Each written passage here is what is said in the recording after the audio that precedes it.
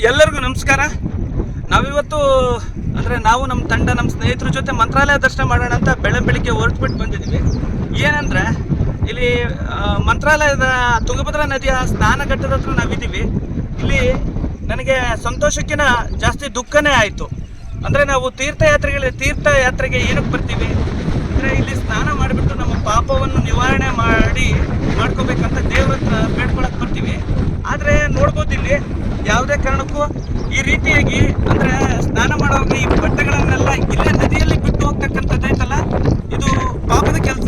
ನಿಜವಾಗ್ಲೂ ಕೂಡ ಯಾವ ದೇವರು ಕೂಡ ಈ ರೀತಿ ಬಟ್ಟೆ ಬಿಟ್ಟು ಹೋದವ್ರಿಗೆ ಪಾಪ ಕಳಿಯಲ್ಲ, ಮತ್ತಷ್ಟು ಪಾಪ ಬರ್ತದೆ ಅಂತ ಹೇಳ್ತೀನಿ. ನೋಡ್ಬೋದು ಇಲ್ಲಿ, ನೋಡ್ರಿ ಇಲ್ಲಿ ತೋರಿಸ್ರಿ ಮಮ್ಮ ಸ್ವಲ್ಪ. ಈ ರೀತಿ ನೋಡ್ರಿ ಯಾವ ರೀತಿ ಬಟ್ಟೆನ ನದಿನ ಮಲಿನ ಮಾಡಿದ್ದಾರೆ ಅಂತೇಳಿ. ಇದೇ ನೀರು ಮುಂದೆ ಹೋಗುತ್ತೆ, ಆಂಧ್ರಕ್ಕೆ ಹೋಗ್ತದೆ.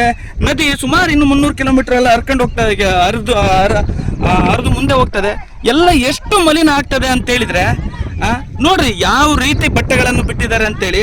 ಇದರಿಂದ ಪಾಪ ಯಾವ ಕಾರಣಕ್ಕೂ ಹೋಗಲ್ಲ, ನದಿ ತನ್ನ ಅಳಲನ್ನು ತೋಡ್ಕೊಳ್ಳುತ್ತೆ. ಅಂದರೆ ನನಗೆ ಈ ರೀತಿ ಮಾಡಬೇಡ್ರಿ ಅಂತೇಳಿ ಸುಮಾರು ಸಲ ಹಿಂದೆ ಯುವ ಬ್ರಿಗೇಡ್ ಕಾರ್ಯಕರ್ತರು, ಇನ್ನು ಅನೇಕ ಸಂಘಟನೆಗಳು ಕೂಡ ಉತ್ತರ ಕರ್ನಾಟಕದ ಯೂಟ್ಯೂಬರ್ಸ್ ಎಲ್ಲ ಕ್ಲೀನ್ ಮಾಡಿದ್ದಾರೆ.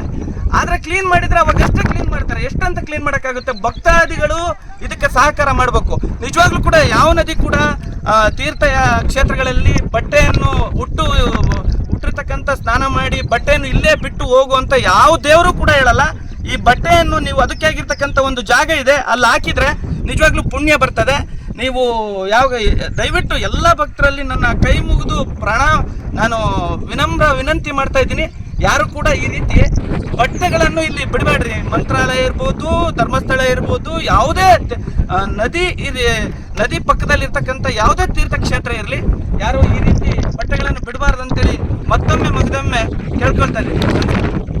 ನೋಡಿ ಈ ರೀತಿ ದೇವ್ರ ಫೋಟೋ ನದಿಗೆ ತಂದು ಎಸಿತಾರೆ.